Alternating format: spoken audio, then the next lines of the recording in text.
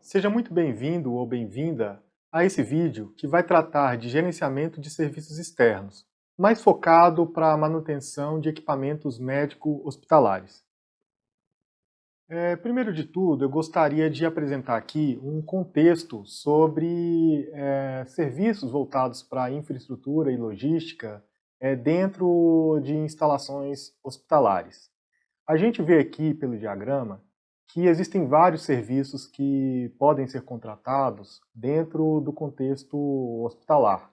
Dentre eles, lavanderia, higienização, medicina diagnóstica, tecnologia da informação e comunicação, que é extremamente essencial hoje, praticamente para todas as instituições, segurança patrimonial, farmácia, manutenção predial, e dentre esses serviços, o que a gente vai focar aqui de forma mais intensa, a engenharia clínica, né? E a gente vê, por esse diagrama de Venn, que existem no contexto de todos esses serviços, serviços que são externos e serviços internos, além de aquisições. Então, por exemplo, aquisição de equipamento de raio-x ou equipamento, um outro equipamento qualquer, um tomógrafo, ele não será tratado aqui, certo? Aqui a gente vai estar mais focado no serviço de manutenção desses equipamentos, certo? Então, a gente vê que, por esse diagrama, que uma boa parcela desses serviços são contratados para serem executados por pessoal externo, mas também a gente pode contratar ou a gente pode executar uma parcela do serviço, principalmente de engenharia clínica, com pessoal interno. A gente vai discutir melhor esse assunto mais adiante, quando a gente for tratar sobre modelo de contratação. Ou seja, a depender da situação, pode ser mais vantajoso para a instituição executar internamente que contratar um terceiro para executar o serviço de manutenção, no caso, que é o que a gente vai tratar aqui. Eu também gostaria de falar um pouco sobre o ciclo de vida de um equipamento. Obviamente, depois de ocorrido um planejamento para aquisição, esse equipamento é adquirido, ele é implantado e durante a vida útil dele, ele é operado e mantido, e ao final da vida dele ele pode ou ser desativado, ou, se for possível, sofrer uma manutenção, né, que a gente chama aqui de retrofitting, para ele prolongar o ciclo de vida. Ou seja, é diferente daquela manutenção preventiva, é diferente da manutenção periódica ou corretiva. Ou seja, o retrofitting é uma manutenção mais complexa, mais completa, no sentido de dar uma vida maior ao equipamento, como se fosse um equipamento novo. Tal como ocorre, por exemplo, em aviões, equipamentos de grande porte, né? É uma possibilidade não muito utilizada em equipamentos de engenharia clínica, mas em alguns deles pode ser que seja interessante, né? Avaliar o benefício-custo e pode ser interessante para a instituição. Também é importante a gente avaliar aqui como que é o ciclo, como que é o fluxo de contratação e execução dos serviços, né? Primeiro de tudo, ele começa no levantamento da necessidade, ou seja, avaliar ali o alinhamento estratégico, o que a instituição presta de serviços e, avaliando seus fluxos de processos, várias das áreas vão fazer os levantamentos de necessidade de contratação e, no caso da engenharia clínica, não poderia ser diferente, né, já que ela cuida não só da contratação, como da distribuição de equipamentos médicos hospitalares, né, e também da operação e manutenção, né? Então é necessário que se faça a contratação desses serviços e esse levantamento, ele então entra para o contexto da contratação de toda a instituição. Um segundo momento, é importante definir o modelo de contratação. Como eu havia já antecipado, a execução de um serviço pode se dar de diversas formas, né? Dentre elas, ser executada internamente à instituição. Então, nessa fase inicial da execução do serviço, é interessante que se faça uma avaliação de benefício e custo sobre uma eventual possibilidade de execução interna, com equipamentos e pessoal interno, ou contratação externa, né? E na contratação externa também podem haver várias modalidades. A gente vai discorrer um pouco sobre isso mais adiante. Definido o modelo de contratação, a gente passa a incluir a necessidade no plano de contratações. Ou seja, o que isso aqui está querendo dizer é que não é uma boa prática realizar uma contratação de última hora. Não que isso seja impossível, né? Obviamente acontece, imprevistos acontecem, né? E é necessário em algum momento você realizar a contratação que não está dentro de um planejamento. Mas a boa prática é que se faça um plano de contratações de forma periódica, geralmente de ano em ano, para que a instituição possa se organizar internamente, inclusive do ponto de vista orçamentário e financeiro, né? Ou de capacitação de pessoal, ou de reorganização de processos, para poder absorver esse novo item que vai ser contratado, né? E logo em seguida são realizados os procedimentos preparatórios para a contratação. Por exemplo, a elaboração de editais, se for no caso de uma administração pública, ou até na iniciativa privada, é importante que se faça uma avaliação, uma preparação de documentos, por exemplo, levantar orçamento, né, cotações de mercado e outros documentos, a depender da instituição, ainda que ela não seja pública. Na iniciativa privada costuma-se ter mecanismos de compliance que têm que ser seguidos também por todos os funcionários da empresa, né? E aí, nesse sentido, é importante que se faça uma fase preliminar aí à contratação, a preparação de todo o arcabouço necessário para realizar a contratação. Logo em seguida, contrata-se o serviço e, uma vez contratado o serviço, passa-se a gerir a execução dele. Gerir no sentido de verificar indicadores de qualidade, aplicar sanções quando for necessário, né? Pagar pelos serviços prestados, receber os serviços executados e outras ações que a gente vai abordar mais adiante.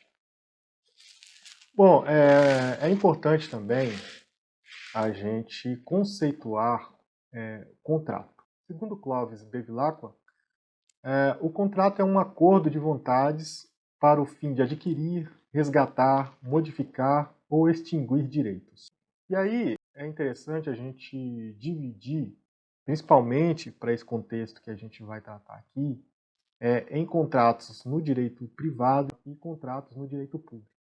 A gente sabe que no Brasil há várias instituições que são públicas, hospitais públicos, né? E empresas públicas de prestação de serviço hospitalar também. Então, nesse sentido, existe uma série de legislação que deve ser seguida por essas instituições. Por outro lado, a gente também tem vários hospitais privados, há várias instituições privadas que têm contratações, digamos assim, de forma mais livre, né? Então, nesse sentido, os contratos no direito privado, eles permitem uma certa autonomia de vontade, né? Ou seja, são avenças que são estabelecidas entre particulares e, em tese, esses particulares podem construir um contrato da maneira que lhes convierem, né? Eles têm autonomia, inclusive, para realizar a contratação quando acharem conveniente. No entanto, essa liberdade ela é relativa, porque elas, de alguma maneira, elas têm que se submeter a normas do direito, né, a normas definidas pelo Estado, para proteger os próprios direitos e garantias fundamentais das partes envolvidas, né? Já por outro lado, os contratos no direito público, eles são bem mais rígidos. Segundo a definição aqui de José dos Santos Carvalho Filho, o contrato administrativo é um ajuste firmado entre a administração pública e um particular e é regulado basicamente pelo direito público. Há algumas peculiaridades, por exemplo, a atividade se traduz no interesse público, ou seja, não é possível se firmar um contrato administrativo que seja divergente com interesse público, né? E também ele se submete ao regime jurídico de direito público, né? Existe uma legislação a ser seguida e possui cláusulas exorbitantes. Essas cláusulas exorbitantes, elas têm o objetivo de principalmente resguardar o interesse público. Por exemplo, existe a possibilidade de uma rescisão unilateral, né, por parte da administração pública. E existem cláusulas que a gente pode inserir dentro de um contrato administrativo que protegem mais a administração pública do que o agente privado, em razão de resguardar o interesse público. Bom, e aí a gente pode prosseguir explorando um pouco mais sobre os contratos de serviços. A gente pode tipificar um contrato de serviço por aplicação de peças ou materiais. Ou seja, existem contratos de serviços onde não há a aplicação de materiais e equipamentos. Ou seja, pode ser que equipamentos ou materiais sejam encontrados ou sejam fornecidos pelo contratante. E há outros em que o contrato já prevê o fornecimento de peças de forma acessória à execução do serviço, né? Porque senão seria um contrato, seria um contrato de fornecimento no qual você tem alguns serviços acessórios. Por exemplo, a contratação de um equipamento instalado, né? Existem serviços inerentes ao fornecimento, mas a função principal do contrato é o fornecimento do equipamento. Nesse caso em que a gente está tratando, é o contrário, ou seja, existem serviços, por exemplo, serviços de manutenção preventiva de um equipamento, no qual o contratado deve fornecer, por exemplo, peças para substituição, ou devem estar previstos materiais, insumos a serem utilizados na realização do serviço, né? E, de alguma maneira, alguma parte desse material pode ser fornecido pelo contratante, tá? Agora, é muito importante que se tenha atenção à legislação municipal, distrital, porque a tributação que é realizada por serviços é o ISS, o Imposto sobre Serviços de Qualquer Natureza, o ISSQN. E para cada município, ou no nosso caso aqui em Brasília, o Distrito Federal, existe uma normatização distinta que estabelece percentuais distintos, a base de cálculo é diferenciada para cada situação onde se tem serviços e materiais, insumos sendo utilizados. Então é muito importante que se atente à legislação. E também a gente pode tipificar o contrato de serviços por tipo de atendimento. A gente pode ter um serviço por tempo determinado, ou seja, você precisa dar manutenção em um equipamento específico, um equipamento que está deteriorado, um equipamento que precisa de uma manutenção que não seja, por exemplo, preventiva, você define um período específico para a realização do serviço. Ou pode ser um serviço sob demanda, ou seja, à medida em que se opera o equipamento e for aparecendo alguma necessidade de manutenção, esse serviço é acionado. Ou ainda uma manutenção preventiva, né? Que aí geralmente é classificada como de natureza continuada.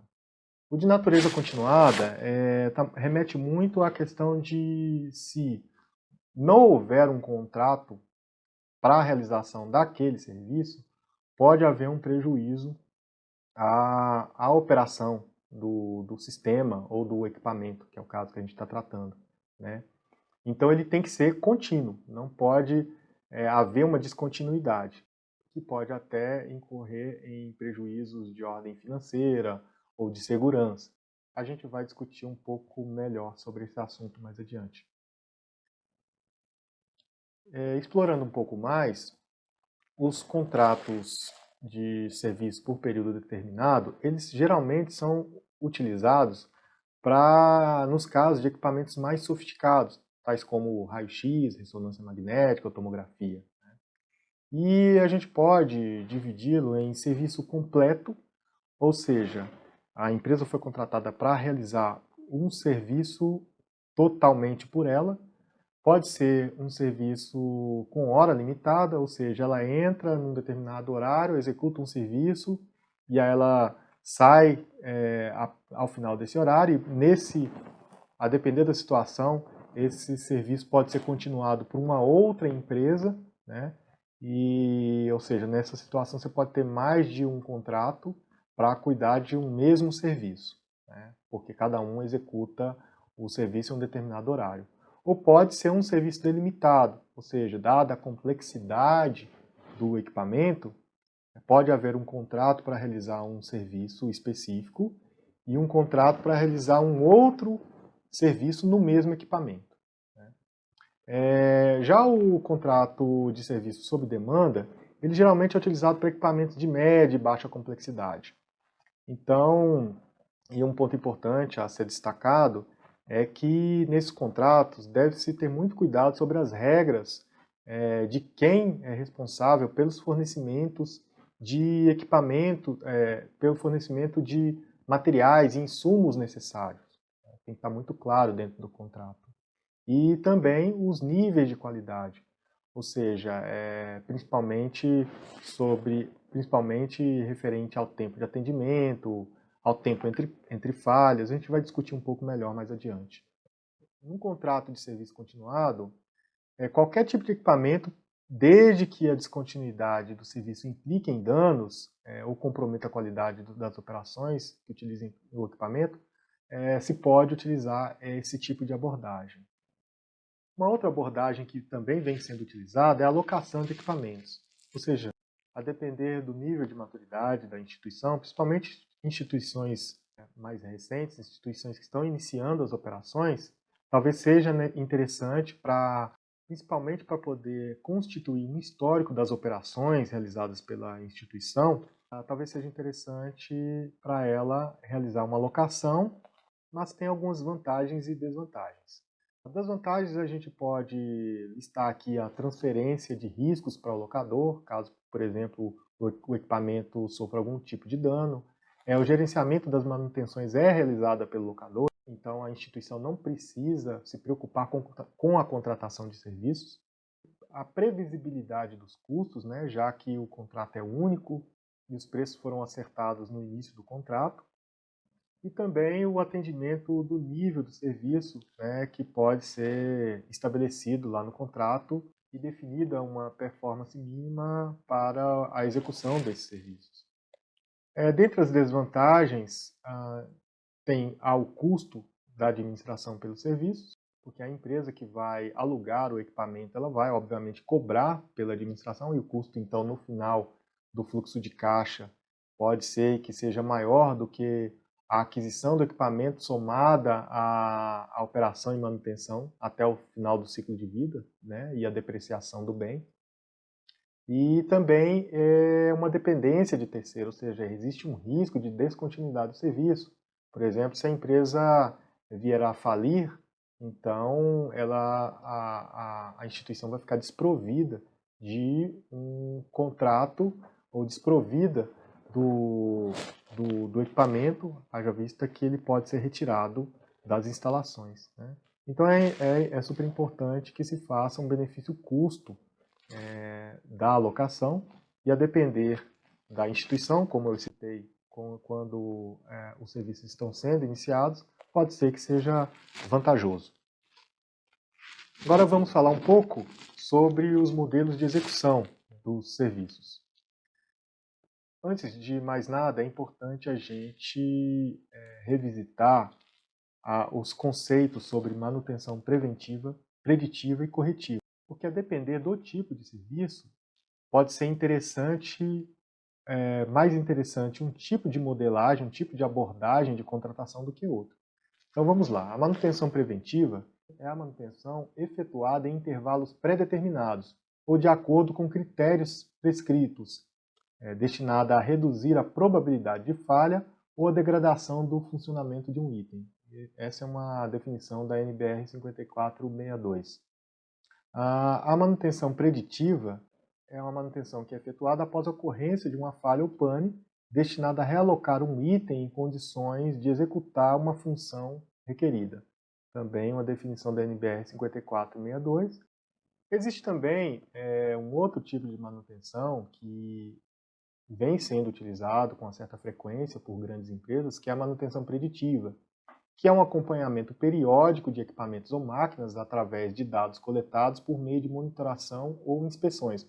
Ou seja, utiliza-se de informações, principalmente dados estatísticos, por meio de sensores, por meio de dados diversos coletados em campo, coletados nas operações, coletados a partir do próprio equipamento, e utiliza-se mecanismos como, por exemplo, de algoritmos de inteligência artificial, né, de aprendizagem de máquina, inclusive, para se definir a necessidade de realizar intervenções no equipamento. Então, é uma abordagem bastante interessante, principalmente quando se trata de equipamentos de grande porte e equipamentos cujo valor do ativo seja bastante elevado. Aqui a gente verifica o modelo de execução da manutenção, ou seja, como eu havia adiantado, antes de realizar-se a contratação, é importante que se avalie qual modelo de execução do serviço é o melhor para a instituição. Ou seja, é interessante para a instituição realizar um serviço por meio do quadro de pessoal interno, ou é interessante realizar a contratação do serviço do fabricante, diretamente com o fabricante, ou até mesmo por meio de uma terceirização, ou ainda realizar um seguro de manutenção, né, uma apólice de seguro, de garantia, para que numa eventual falha do equipamento esse seguro seja acionado, ou ainda uma locação, certo? Então, essa proposta aí colocada nesse modelo pode ser utilizada definindo-se os pesos para cada um desses itens, por exemplo, custo estimado, tipo de serviço, proximidade do local ou do pessoal do suporte técnico, a garantia de tempo de resposta, né? Para cada um desses itens, especifica-se um peso, ou seja, o que é mais importante, o que é mais relevante, de forma hierarquizada, né? Para você caracterizar o nível de serviço requerido, né, para cada tipo de modelo, e também a nota aplicada. Por exemplo, serviço interno, você teria uma nota bastante elevada para a proximidade ao local do pessoal de suporte técnico, já que o pessoal é próprio, né, do quadro. Disponibilidade de peças. Talvez, nesse caso, utilizando-se os recursos internos, talvez você tenha uma nota tão elevada quando se trata, por exemplo, de serviço do fabricante, certo? Então, é importante que se avalie cada um desses itens, né, da lista, suporte do fabricante, tempo do negócio, estabilidade organizacional, né, e pontuar tanto em peso como em nota. E aqui no caso multiplica-se o peso pela nota, você tem uma nota total para cada um dos itens e para cada tipo de modelagem, e aí ao final você pode inferir qual modelagem é a mais adequada, qual modelagem tem maior benefício-custo para a instituição. Agora vamos falar um pouco sobre contratação ou licitação no caso das instituições que são obrigadas a licitar quando se tratam de instituições públicas. Nesse ponto é importante que a gente faça um levantamento sobre a legislação aplicável à licitação. Então, existe um dever de licitar por parte das instituições que integram a administração pública. As instituições privadas não são obrigadas, por óbvio, né, em que pese elas terem que seguir uma legislação no âmbito do Código Civil. Mas nesse caso aqui, vamos aprofundar um pouco mais sobre a licitação, já que existem muitas instituições, hospitais, que são integrantes da administração pública, né, tanto municipal, federal como estadual, e algumas delas são empresas, em que pese essas empresas terem uma legislação específica mas elas se submetem ao dever de licitar. A Constituição Federal de 88, ela diz o seguinte: a administração pública direta e indireta de qualquer dos poderes da União, dos estados, do Distrito Federal e dos municípios, obedecerá aos princípios da legalidade, impessoalidade, moralidade, publicidade, eficiência e também ao seguinte: ressalvados os casos específicos na legislação, obras, serviços, compras e alienações serão contratados mediante processo de licitação pública que assegure igualdade de condições a todos os concorrentes, com cláusulas que estabeleçam obrigações de pagamento, mantidas as condições efetivas da proposta nos termos da lei, o qual somente permitirá as exigências de qualificação técnica e econômica indispensáveis à garantia do cumprimento das obrigações. Então está na Constituição Federal brasileira que essas instituições públicas devem licitar e, obviamente, muitos desses contratos de serviços de engenharia clínica vão se aplicar os ditames da lei. Ainda lá na 8666, também no artigo 2º, está lá contemplado que também há necessidade, serão necessariamente precedidas de licitação obras, serviços, inclusive de publicidade, compras, alienações.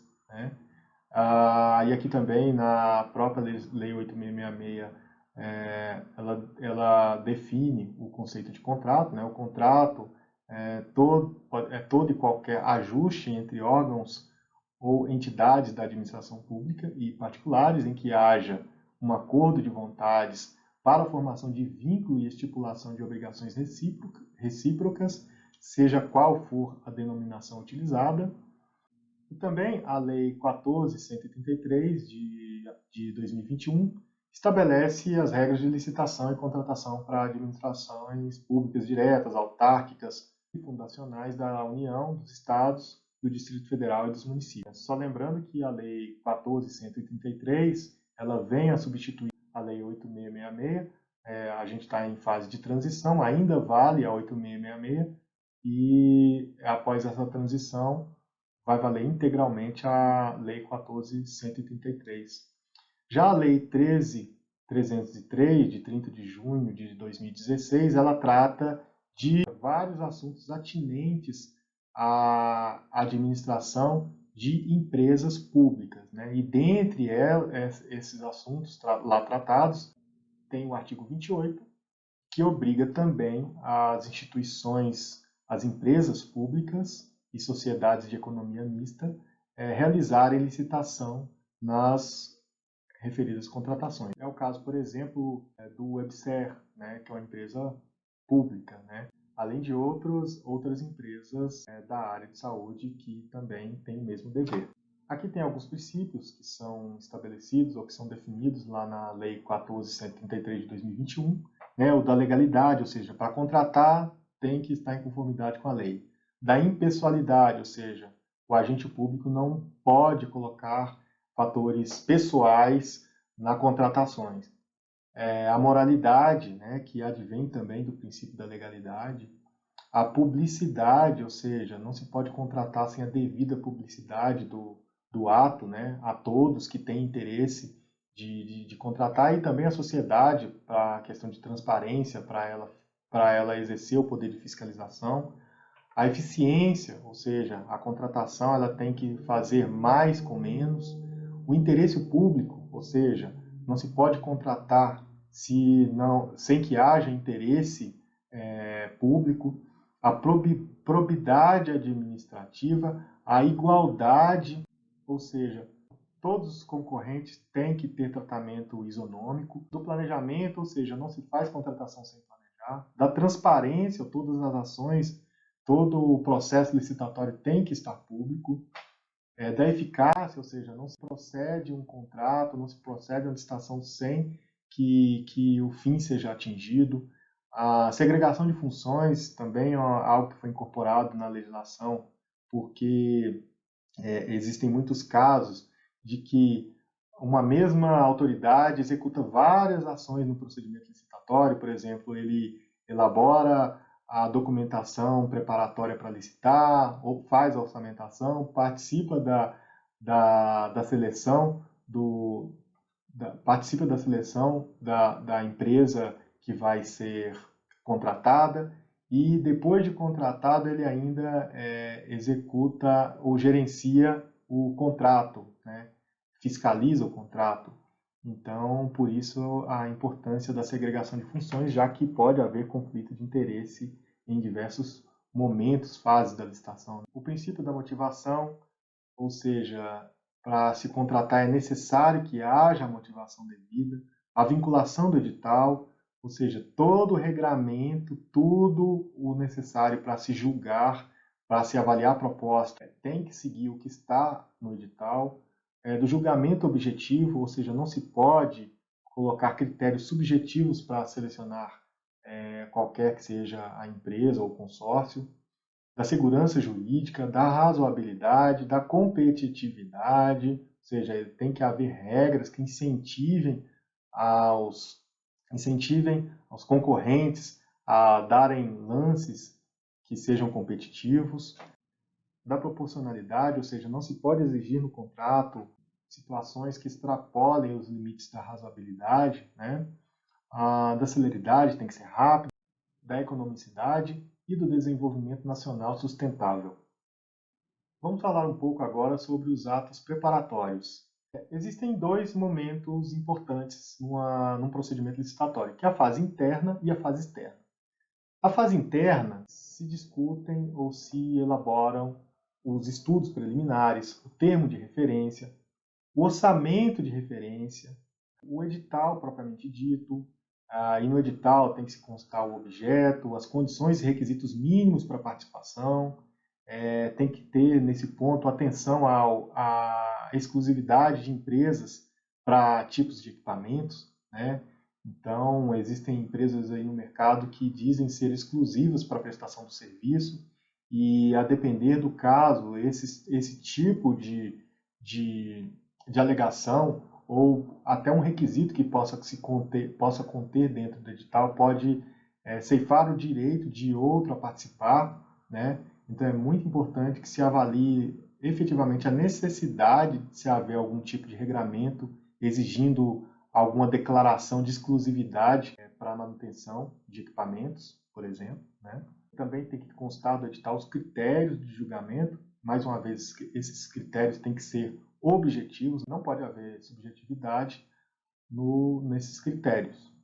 E também deve constar como anexo do edital, a minuta do contrato, já que é importante que antes de a empresa apresentar a proposta, ela saiba o conteúdo, o teor do contrato que ela irá assinar e no que ela vai se comprometer com a celebração desse instrumento. E nesse sentido, é importante que se observe as cláusulas mínimas que devem conter nesses contratos de serviço. Ou seja, tem que ter um objeto, definir qual objeto, qual serviço que vai ser executado. Tem que haver uma clareza sobre as condições para a prestação dos serviços, por exemplo, o local onde eles serão realizados, os níveis de qualidade do serviço, os mecanismos de comunicação, preço dos serviços e condições de pagamento, ou seja, podem ser anexadas planilhas ou pode estar dentro do próprio contrato, do texto, do corpo do contrato. A depender da complexidade, é interessante que se tenham planilhas anexadas, né? A vigência, tanto em vigência em prazo de execução do serviço, como prazo de vigência do contrato, propriamente dito. Das obrigações, também elas são essenciais que sejam contidas dentro do contrato, e as sanções a serem aplicadas no caso de não serem observadas as condições contratuais. É importante também, na fase preparatória, se levantar valores para se comparar com o mercado, para avaliar se as propostas que forem encaminhadas elas estão aderentes com o que é praticado comumente no mercado, né? E para isso é super importante que se faça uma valoração do quanto vai custar os serviços que vão ser contratados, né? E aí, nesse contexto, existem alguns pontos importantes a serem considerados na orçamentação. A depender, obviamente, do contrato, essa orçamentação vai ser mais simples ou mais complexa. Pode ser, por exemplo, que uma mera cotação de mercado seja o suficiente para estabelecer valores de referência, uma cotação com uma quantidade mínima, né, de cotações, 3 propostas ou mais, né? Há outras orçamentações em que há uma necessidade, uma avaliação bem mais profunda, né? Se tem, por exemplo, há uma aplicação intensiva de mão de obra com vários profissionais, vários materiais e equipamentos sendo utilizados para a prestação dos serviços, né? A depender do vulto também, né? Alguma coisa aí talvez na casa dos milhões, acima de milhões, é importante que se tenha uma valoração mais robusta. Aí, nesse sentido, se faz a avaliação, uma composição dos custos diretos, ou seja, custos decorrentes da mão de obra, materiais e peças empregados, equipamentos utilizados, não se confunde equipamentos com materiais e peças, equipamentos são aqueles instrumentos, por exemplo, multímetro digital, né, ferramentas diversas que são empregadas para a realização do serviço. Já os materiais e peças são insumos que são utilizados na aplicação do equipamento que vai ser mantido, né? As cotações podem ser feitas por tabelas referenciais, por exemplo, na administração pública se tem tabelas diversas, né, de serviços, por exemplo, no DENIT, Ciclo, SINAP, e registros de preços, né? Existem instituições, existem, por exemplo, no caso do Comprasnet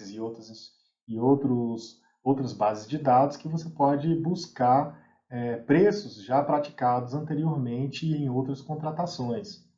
É importante também, no caso dos custos indiretos, definir, levantar o que a gente chama de BDI, ou bonificação das despesas indiretas, e dentro dele existem vários custos, como a administração central, os tributos a serem aplicados, lucro, risco, despesas financeiras, garantias, todos esses são custos indiretos, né?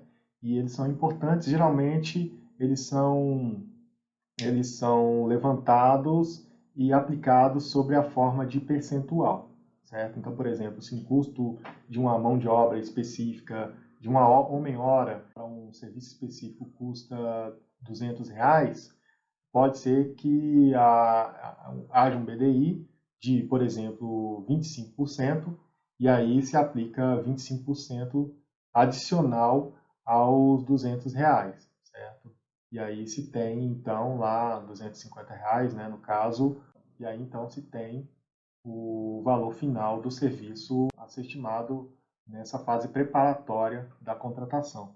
Importante também ficar atento aos encargos sociais e trabalhistas que devem ser considerados nos casos de levantamento dos custos de mão de obra, tais como FGTS, INSS, férias, dentre outros. Aqui está um exemplo de uma memória de cálculo de preços mensais de mão de obra, né? Nesse caso de contratação, pode ser por mensal ou homem-hora, né? Que é só uma exemplificação no qual se considera os encargos totais aplicáveis à mão de obra, o BDI, e aí, nesse caso, o valor mensal, mas poderia também ser um valor de homem-hora. Nesse caso de aplicação de mão de obra, é importante também saber em que momento a mão de obra vai ser utilizada ou em que momento ela vai ser menos utilizada durante a execução do contrato. Aí, um exemplo tem uma planilha com 12 meses e a cada mês existe uma mobilização e desmobilização diferida para cada tipo de profissional necessário para a execução dos serviços. Já na orçamentação por serviço, ou também chamado por produto, o levantamento de preços é feito por conjunto ou por blocos, né? Ou seja, não se adentra no quantitativo de mão de obra, de homem-hora, de materiais ou insumos. Ou seja, se faz um bloco, um conjunto, e se precifica esse conjunto. Nesse caso aqui, a gente tem um exemplo de manutenção preventiva em equipamento de raio-x. No primeiro item, a gente tem aqui um equipamento fixo e no segundo um equipamento portátil, equipamentos de raio-x, e seus valores específicos, né? Aqui tem a quantidade de equipamentos a serem mantidos, a quantidade de manutenções previstas por cada equipamento e o número de intervenções total, né? E com isso se tem o valor total orçado para a contratação. Antes da gente prosseguir, eu vou tocar num tema que é extremamente importante para a contratação, que é o gerenciamento de riscos da contratação. Para que não haja nenhuma surpresa ou para que se mitiguem riscos durante o processo de contratação ou durante a execução, é extremamente importante que se avalie os riscos inerentes a esses processos. Ou seja, numa contratação pode ocorrer de não haver nenhuma empresa selecionada porque não houve interesse, não houve interessados numa licitação. Ou pode também, durante a execução do contrato, uma empresa abandonar o contrato. E aí, como é que fica a operação, né? Principalmente no caso de engenharia clínica, esse tipo de serviço pode custar vidas, né? Se caso haja uma indisponibilidade. Então é super importante que se faça uma análise dos riscos envolvidos em todos os processos para que se tenha os níveis desejados de serviço, né, de qualidade de serviços atendidos durante a operação dos equipamentos hospitalares, né? Então aqui tem um ciclo de gerenciamento de riscos, né, no qual se passa pela análise do contexto da organização, como por exemplo a estratégia da organização, oportunidades, aquela análise de SWOT, né, oportunidades, fraquezas, fortalezas, ameaças. A partir desse ponto é feita a identificação de risco, por exemplo, o risco, no caso de um processo de contratação, o risco de não se haver orçamento, por exemplo. Como mitigar o risco de não haver orçamento, né? É um pouco complicado nesses momentos que estamos passando, mas ele tem que ser considerado, né? O risco de haver uma licitação deserta, ou seja, ninguém ter interesse em participar, né? O risco de o edital sair com um problema formal, um problema que possa, em alguma medida, ensejar numa judicialização, né? Já na identificação de riscos de contratação, o abandono do contrato ou qualquer outro tipo de risco que possa prejudicar a execução do contrato, né? E aí, a partir da identificação, é avaliado o risco, ou seja, se aquele risco pode ser descartado ou não, se ele vai ser transferido para um terceiro, se ele vai ser mitigado por algum tipo de mecanismo de controle, né? E aí se tem as respostas a esses riscos, né? Um controle a ser efetivado, um plano de ação que deve ser implantado de forma a mitigar esses riscos levantados. E aí, a partir daí, existe uma comunicação e reporte, monitoramento, e isso é cíclico, né? De tal forma que o gerenciamento de riscos ocorra de forma constante. Tá? Então, esse é um ponto super importante, não só para contratações, não só para a execução de contrato de serviço de engenharia clínica, mas para qualquer tipo de contratação e também para qualquer tipo de processo dentro de uma instituição, né? Esse é um tema que tem sido muito discutido, muito cobrado, principalmente nas instituições públicas e, obviamente, nas instituições privadas, já que elas visam, em sua grande maioria, lucro, né? Então, é super importante que se tenha um gerenciamento efetivo de todos os riscos envolvidos. Aqui a gente superou a fase interna da licitação, agora vamos para a fase externa, né? Uma vez estando preparados o edital, com todos os seus anexos, então é feita a publicação, são recebidas as propostas, realizada a fase de lances, o julgamento dessas propostas, pode haver uma negociação dos valores após esse julgamento, a habilitação, ou seja, verificar se a empresa tem condições de executar o objeto a ser contratado, né? Não se pode contratar qualquer empresa para executar qualquer serviço, tá? Tem que se considerar no edital requisitos mínimos para participação, então empresas que sejam aventureiras, elas não podem ser qualificadas, então por isso a importância desse momento aí na fase externa, que é habilitar somente aqueles que têm condições de executar o objeto conforme o regramento estabelecido lá na fase interna, lá na elaboração do edital, e fase também de recursos que podem ser interpostos pelos concorrentes, pelos participantes da licitação. Depois de todo esse processo, ocorre a homologação, que é a validação pela autoridade competente de que todo o processo ocorreu de forma regular, e a adjudicação, que é adjudicar o objeto ao vencedor da licitação, ou seja, uma vez ocorrida a adjudicação, nenhuma outra empresa pode realizar o serviço que foi adjudicado ao vencedor da licitação. E aí a gente parte para a celebração do contrato, que é convocar a empresa para celebrar, e a publicação, ou seja, dar ampla publicidade. Isso eu estou falando, obviamente, das empresas públicas e das instituições públicas que se submetem à legislação a que se refere às licitações públicas, né?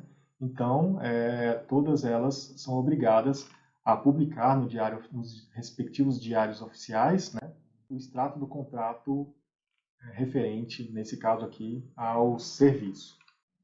Vamos falar agora sobre a execução do contrato. Uma vez celebrado o contrato, é importante que se definam gestores e fiscais dele, certo? Eu vou falar mais adiante qual o papel de cada um deles, mas não se pode ter um contrato e sendo executado sem nenhuma supervisão, né? Então, para isso que é importante que se tenha a figura desses dois atores. E também, do lado da contratada, é importante que se defina o preposto, ou seja, com quem esses gestores e fiscais vão entrar em contato com a empresa, né? Por isso é importante que se defina, logo no início do contrato, o preposto. E então é emitida a ordem de serviços para o caso de contratos que exijam a emissão de ordem de serviços. Há contratos que não se tem, né? Geralmente, serviço por tempo determinado ou um serviço continuado, é importante sim que se emita uma ordem de serviço. Ou seja, não é porque o contrato foi celebrado que o serviço vai ser executado de forma imediata.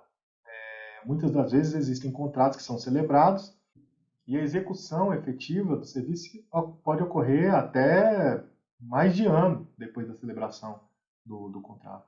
Então, a emissão da ordem de serviço é exatamente para definir o momento em que o serviço vai ser executado. Ou, no caso dos contratos de serviço sob demanda, não há necessidade, obviamente, de emissão de ordem de serviço, né? Dispensa a emissão dela, então os serviços ocorrem a partir de abertura de chamados, né? Já que eles são sob demanda. Aqui a gente vai discorrer sobre o papel dos fiscais. No rol do papel dos fiscais, cabe a ele fiscalizar a regular execução dos serviços em conformidade com o contrato, né?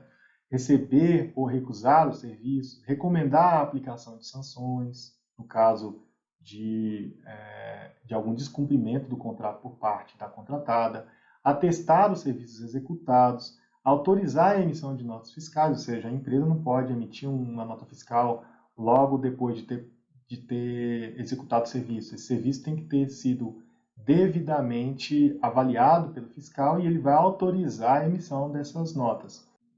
Informar o gestor sobre quaisquer irregularidades ou eventos que possam comprometer a boa execução do contrato. Aqui é importante salientar também a possibilidade de contratação de empresas de supervisão para auxílio nas atividades do fiscal, a depender da complexidade do contrato. E se não houver quantitativo de pessoal interno suficiente para fiscalizar, é possível sim que se faça uma contratação, não de fiscais, porque isso é proibido, mas de pessoal para dar suporte ao fiscal, né, para realizar a supervisão dos serviços, emitir relatórios e encaminhar para o fiscal do contrato sobre a boa ou não execução dos serviços realizados, nesse caso aqui, né, dos serviços de manutenção de equipamentos no âmbito da engenharia clínica. Quanto aos papéis dos gestores, cabem a eles instruir os processos para pagamentos, para aditivos ao contrato, para reajustamentos, Por exemplo, o contrato de mais de um ano, pelo menos no caso da administração pública, né, dos contratos administrativos, os preços têm que ser reajustados a partir de um ano, né? E podem ocorrer também repactuações, que é um pouco diferente, porque os reajustamentos são aqueles preços, são aqueles reajustes cujo próprio contrato já estabelece regras, por exemplo, índices com base na inflação ou com base em variações de preços no mercado. Já repactuações ocorrem conforme a solicitação da contratada, né, de acordo com algo que se avalia por ela, como por exemplo dissídio coletivo, sobre a necessidade, ou quem seja na necessidade de reavaliar os preços que estão sendo praticados no contrato. Cabe também ao gestor gerir e solicitar empenho orçamentário, né, e recomendar a aplicação de sanções para a autoridade competente. Quanto à avaliação da qualidade dos serviços prestados, esse é um tema super importante. Os níveis de qualidade de serviço são extremamente importantes, principalmente para o caso de equipamentos hospitalares, né? Então, é super importante que conste no contrato mecanismos para mensurar o nível da qualidade do serviço que está sendo prestado pela empresa contratada. E aqui estão listados alguns desses indicadores que podem ser utilizados, né? Por exemplo, o tempo de atendimento ou tempo de resposta, né? Que é o tempo gasto para o técnico chegar ao equipamento para realizar a manutenção. Tempo de reparo ou tempo de solução, que é o tempo gasto para reparar o equipamento após a chegada do técnico.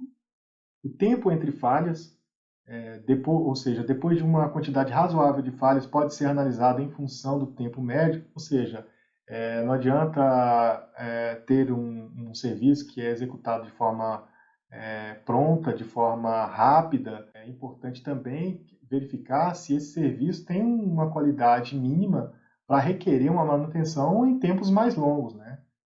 Se as falhas ocorrerem em tempos curtos, vai implicar numa diminuição da qualidade do serviço que está sendo prestado pelo equipamento, né, pela operação do equipamento.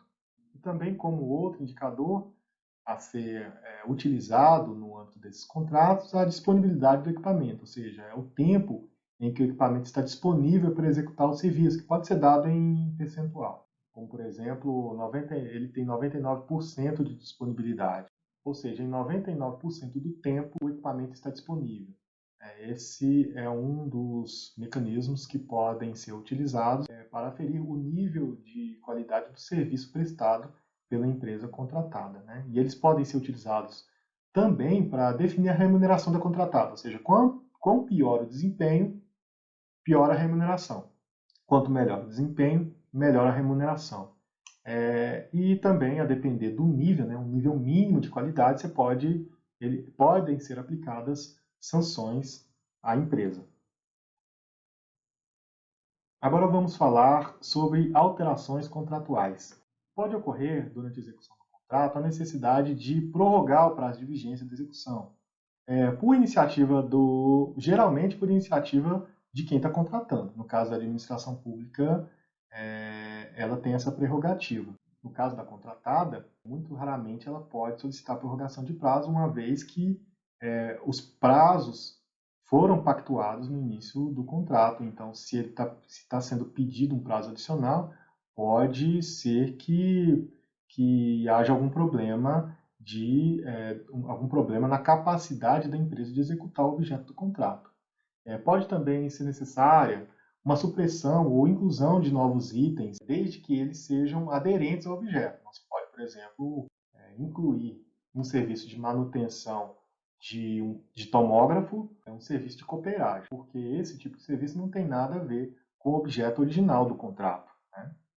Também pode haver a necessidade de recomposição do equilíbrio econômico-financeiro do contrato, ou seja, por questões alheias entre as partes, por exemplo, caso fortuito, força maior, um aumento de preço totalmente discrepante da metodologia prevista no contrato para reajustamento, que possa implicar em prejuízo de ambas as partes, pode ser feita uma reavaliação durante a execução do contrato, de tal forma a reequilibrar o contrato, reajustando-se os preços ou até mesmo as condições de prestação do serviço. Também pode haver alterações das cláusulas para melhor adequar à realidade, né? Uma vez que tenha havido, por exemplo, uma alteração nas condições ou alteração no local, alterações que possam impactar na execução do contrato, pode ser que haja necessidade ou pode ser que seja possível alterar algumas dessas cláusulas para melhor ajustar as condições nas quais estão sendo prestados os serviços.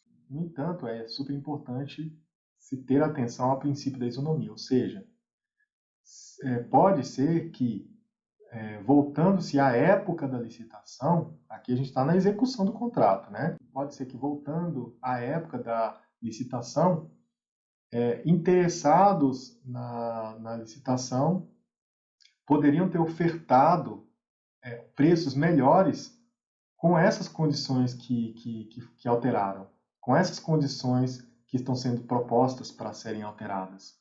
Então, pode haver, nesse momento, uma quebra da isonomia e pode ser que haja um problema de ordem legal que impeça a própria execução do contrato.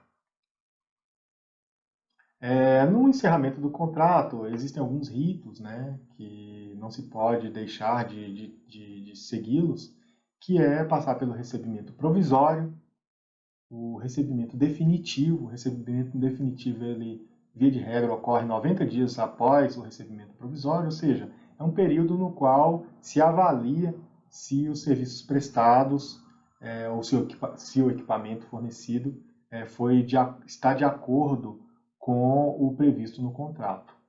E, ao final, extingue-se os contratos. Só lembrando que, em que pese não haver um contrato celebrado após, por exemplo, o fornecimento de um equipamento, uma manutenção executada, segue a mesma lógica do direito civil, tanto no caso de instituições públicas quanto privadas, sobre a garantia dos serviços prestados. Certo? Então, não é porque não existe contrato entre a contratada e contratante, entre o hospital, por exemplo, e uma empresa de manutenção, que não se deva prestar a garantia devida pelos serviços que foram executados quando da vigência do contrato.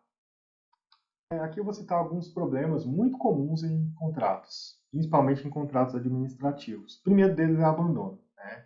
E por isso a importância de se ter aquela análise de riscos, porque é necessário se avaliar que é possível que a empresa abandone o contrato e, nesse caso, o que fazer, né?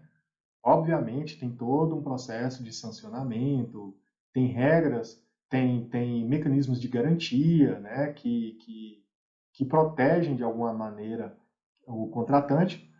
Todavia, é uma situação que pode se complicar e por isso a importância de se avaliar os riscos de isso acontecer lá na fase preparatória da contratação. E no caso ocorra o abandono, você ter mecanismos que mitiguem esse risco e minimizem os impactos produzidos pelo abandono. Outro item também, outro problema comum é a qualidade dos serviços prestados ou materiais empregados. Por isso a importância de se selecionar empresas que tenham tido experiências anteriores na realização desse tipo de serviço, né?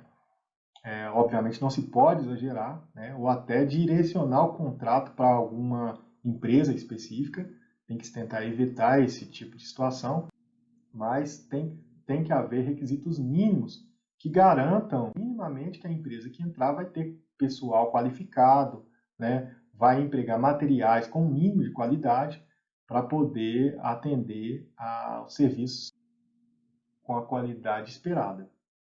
Também outra questão é a escassez de recursos orçamentários ou financeiros durante a execução do contrato, né? Em algum momento pode ser que não haja recurso suficiente para poder pagar a empresa, pode até criar uma situação na qual haja necessidade de suspender o serviço.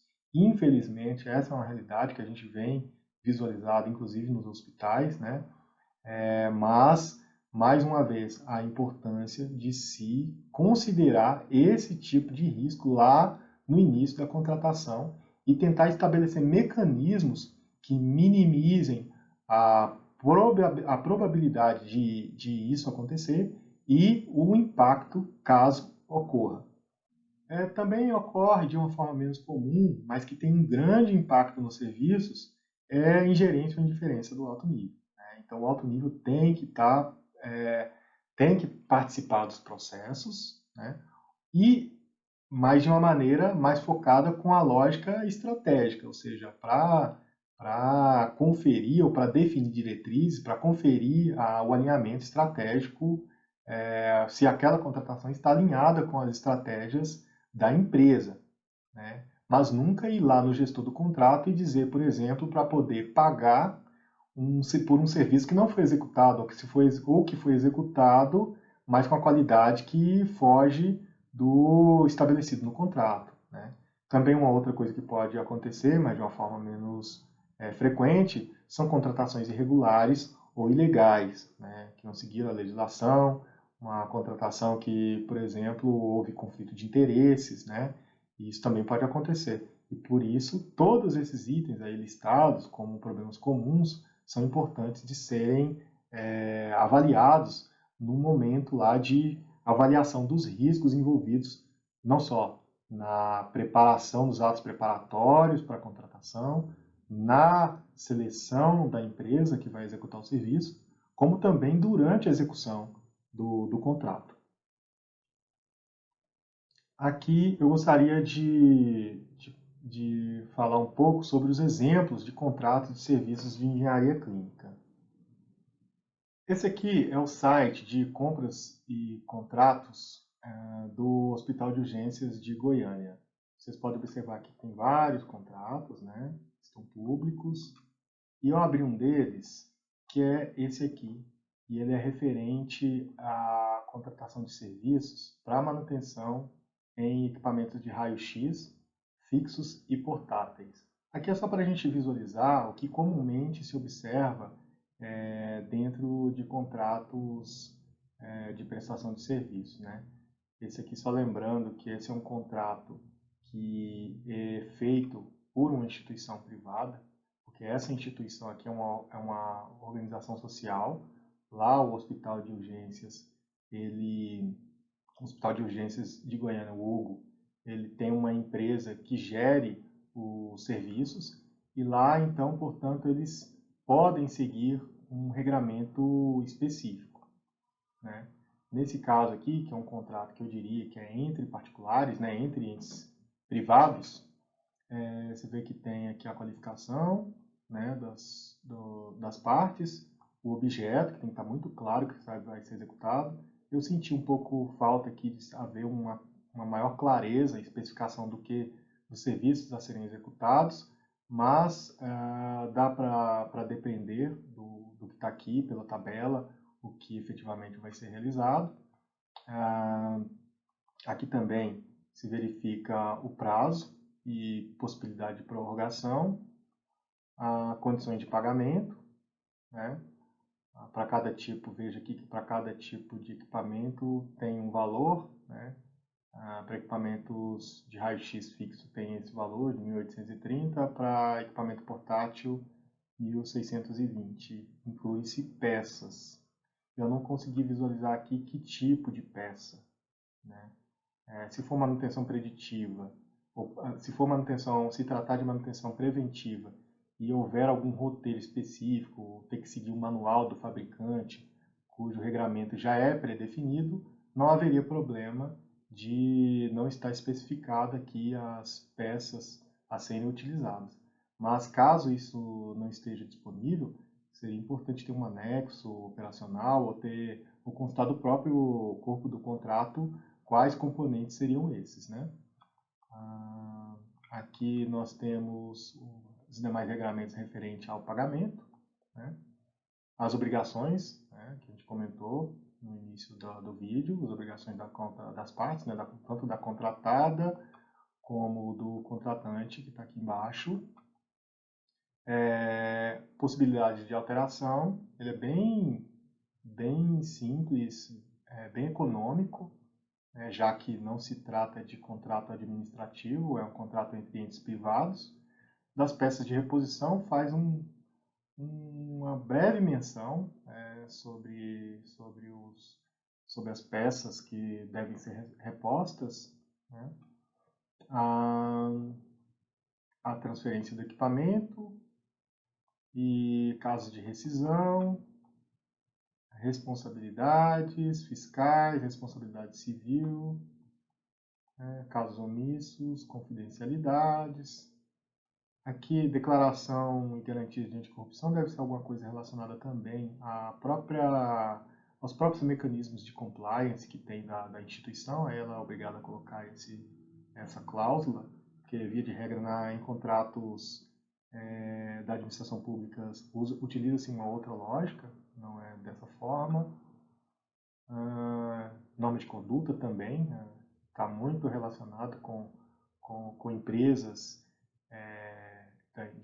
empresas da iniciativa privada ou ainda empresas públicas que tenham regras específicas, né, estabelecidas pelo Conselho de Administração, que também é importante para quem é da engenharia clínica ter ciência desse regramento, né, não só do regramento da legislação vigente, a legislação aplicável a contratações, como também as normas internas, né, principalmente relacionadas à compliance, à conduta, integridade e várias outras que podem ser estabelecidas pela instituição.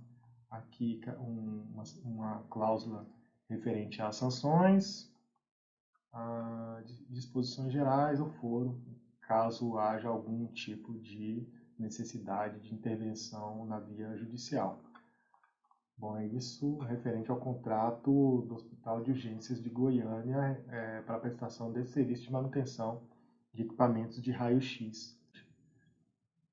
Bom, gente, esse aqui é um edital de licitação da Rede Sara. Eu fiz questão de mostrar também um edital de licitação, porque ele está dentro do contexto de serviços, né, da engenharia clínica, e é importante que todos que trabalham nesse tipo de departamento tenham conhecimento dos regramentos, do processo relacionado à licitação desse tipo de serviço, né? O SARA é um tipo de instituição que é considerada como privada, né? Apesar de ela operar no sistema S, os mecanismos utilizados por ela se assemelham muito com as tratativas realizadas na iniciativa privada. Então, ela não se submete à legislação de licitações, a 8666, a 14133, ou lei de pregão, ou qualquer outra legislação relacionada à prestação de serviço, que pode ser aplicada à prestação de serviço no âmbito da administração pública. Tanto é que a fundamentação legal aqui não se utiliza esse arcabouço legal, se vale de um regulamento próprio da rede SARA. Veja que aqui tem a fundamentação legal, o objeto, né? O objeto é contratação de empresa especializada, de fornecimento, instalação, treinamento, uso e assistência técnica de 17 eletrocautérios completos, microprocessados, mono e bipolar, destinado ao corte e coagulação em procedimentos cirúrgicos, e aí vai, né? Ou seja, o objeto está relativamente bem detalhado. Tem as condições de participação, né, para a empresa, selecionar a empresa que tenha melhor condições para executar o objeto, para não entrar em empresa aventureira, né? Credenciamento na plataforma eletrônica, já que essa licitação vai ocorreu, né, de forma eletrônica. A apresentação de proposta e formulação de lance, aqui está tudo regramento que os participantes devem seguir. Aqui como que é o regramento para classificação de propostas, a proposta aqui vai ser de critério de menor preço, documentos de habilitação e vários outros itens referentes à fase licitatória, né? Tem penalidades e aqui as disposições gerais aqui os anexos, e o que importa também para detalhar o objeto, que é o termo de referência. Aqui o termo de referência define todas as condições de execução do objeto, tudo que caracteriza de forma necessária e suficiente o objeto para a realização dos serviços a serem contratados. Tá? Aqui é importante também, eu citei sobre a questão de que devem ser observadas nas contratações alguns regramentos internos, né? Manuais de conduta, manuais de integridade, de compliance, regras de compliance. E aqui no Albert Einstein tem também, depois vocês podem dar uma olhada, o manual para fornecedores do Einstein. Né? Eles exigem que os fornecedores sigam uma série de condutas que são alinhadas à estratégia, à visão do hospital. É algo bastante interessante, né? Vista a credibilidade, vista a visibilidade do hospital que eles desejam manter, e para isso os fornecedores são peça fundamental para a garantia, né, dos interesses, o alinhamento estratégico e dos interesses da instituição. Uma outra coisa também muito importante que é bom também se ter como ferramental tanto para quem prepara contratações, como também executa os contratos relacionados a serviços de engenharia clínica, essa pesquisa integrada do TCU, onde se tem a jurisprudência selecionada, ou seja, todos os acórdãos de plenário ou não, de câmeras específicas, né, elaborados, emanados pelo TCU. Então, eu vou fazer uma breve pesquisa aqui sobre equipamento hospitalar. Aqui você vê que existem acórdãos referentes à demora na instalação de equipamento, de alto custo, resulta em irregularidade, demora na adoção de providências visando efetiva instalação, demora irrazoável na adoção de providências visando efetiva instalação de equipamento, a contratação de serviços de manutenção preventiva e corretiva de equipamentos médicos hospitalares é ilegal, a certificação com base na Resolução 59 de 2000, emitida pela Anvisa. Isso aqui é interessante, ou seja, não se pode, aqui vamos abrir, não se pode então exigir do participante da licitação que se tenha uma certificação emitida pela Anvisa. E assim vai, pessoal. É importante que se tenha esse ferramental aqui para verificar verificar o que existe em termos de súmulas, o que existe em termos de acórdãos, né? A jurisprudência dos órgãos de controle. Visualizei aqui o do TCU, mas é bom que se faça uma pesquisa ampla, se for a legislação estadual, né? Tribunal de Contas dos Municípios, dos Estados, também julgados, né, na via judicial, súmulas e outros, para se ter uma visão do que tem sido o que tem sido julgado, o que tem sido definido como certo ou não no âmbito das contratações públicas, né? E nesse caso aqui a gente viu que existem julgados, existem acórdãos específicos para o caso de equipamentos hospitalares, né?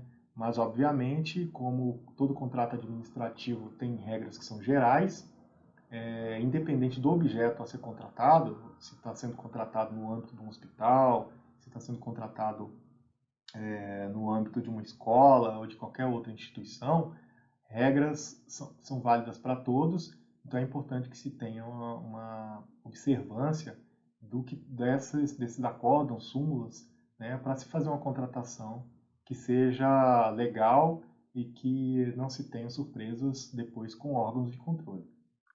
Bom, pessoal, é importante também que a gente fale um pouco sobre a governança de contratações.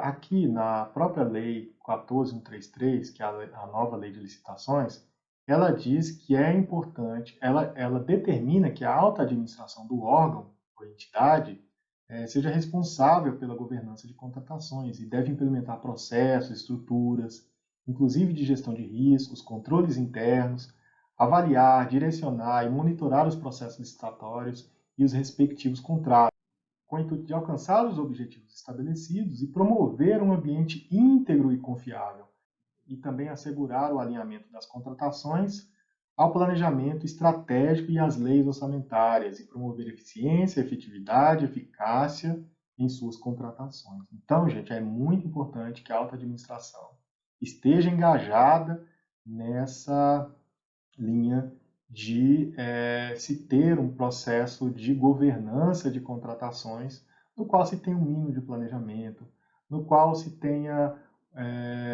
um levantamento dos riscos inerentes, no qual se tenha eficiência, no qual se tenha transparência, né, e todos os elementos necessários e suficientes para se ter contratações de sucesso e contratações que atinjam o interesse público, no caso das contratações públicas, né?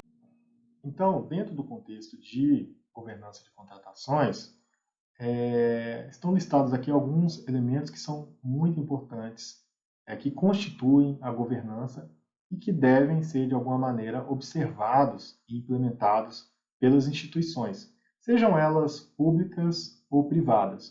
O primeiro de tudo é ter um plano de contratações. Não se faz uma contratação, ou não se deve realizar uma contratação de um serviço de uma forma inesperada, sem um mínimo de planejamento, porque isso de alguma maneira vai ensejar, pode ensejar, por exemplo, em custos mais elevados que o que seria em uma contratação planejada, ou uma contratação inservível, né? Uma contratação de um serviço que não vai ser realizado ou que não vai servir para nada, ou que não está alinhado com a estratégia da instituição. Então, tem que se considerar, dentre vários aspectos no planejamento, todos os serviços voltados para a infraestrutura e logística, né? considerando todo o bojo de serviços a serem contratados, se você tem recursos financeiros necessários, suficientes para poder atender essa carteira de serviços a serem contratados, e tem que tomar cuidado também, principalmente quanto aos serviços continuados, né? Muitas das vezes a gente observa aí que se tem lá um equipamento que parou, mas ele parou porque não houve o devido planejamento, né, de contratação, porque uma empresa que estava contratada para realizar a manutenção daquele equipamento, ela simplesmente teve o contrato rompido ou teve o contrato descontinuado. E aí vai impactar, obviamente, na operação, na operacionalidade, nas operações da instituição. Tem que ser consideradas novas expansões, aquisições, se as contratações estão alinhadas à estratégia da empresa ou da instituição, os custos previstos, os setores responsáveis. Também é importante, mais uma vez, ressaltado aqui, que também está no âmbito da governança de contratações o gerenciamento de riscos, que é essencial, como já foi falado anteriormente. A gestão por processos, ou seja, você ter os processos mapeados, desenhados, eficientes, você saber exatamente o que cada processo organizacional faz, e não só o alto nível, mas como todos os níveis da instituição, o tático, o estratégico e o operacional, capacitações a serem realizadas, ou seja, não adianta nada se ter a aquisição de um novo equipamento se você não tem pessoas capacitadas para poder operá-los, né?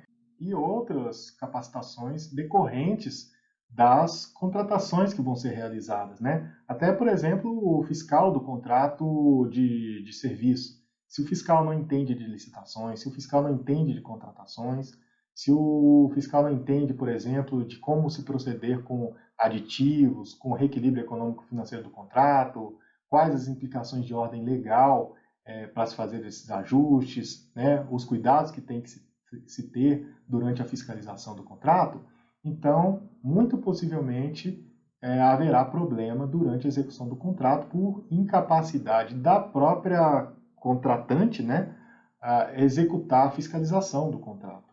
E, obviamente, também é importante, no âmbito da governança de contratações, que todas as contratações também incorporem o planejamento orçamentário, né? Mais uma vez, voltando aqui na questão de haver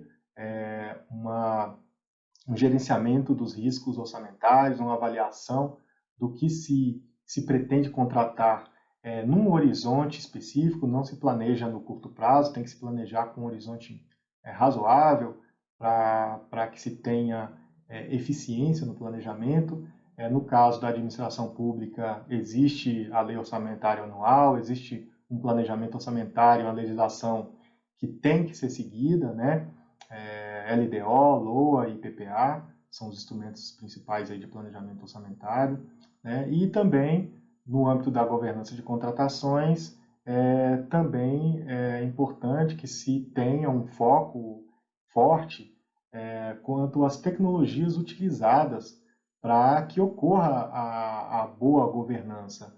Por exemplo, sistemas, bases de dados, né? No caso da administração pública tem Comprasnet, existem sistemas, planilhas, bases de dados que são utilizados, mas em toda e qualquer empresa, seja ela pública ou privada, instituição pública ou privada, tem que colocar a tecnologia, deve-se colocar a tecnologia como aliada nesse processo. E por isso a importância de se ter um vínculo, se ter conversas constantes com o pessoal de tecnologia da informação, que podem ajudar bastante em contratações mais eficientes, em contratações mais efetivas, contratações que vão gerar resultados positivos para a instituição. Bom, pessoal, é isso que eu tinha para poder falar nesse vídeo. Espero que vocês tenham gostado e até uma próxima oportunidade. Muito obrigado. Até mais.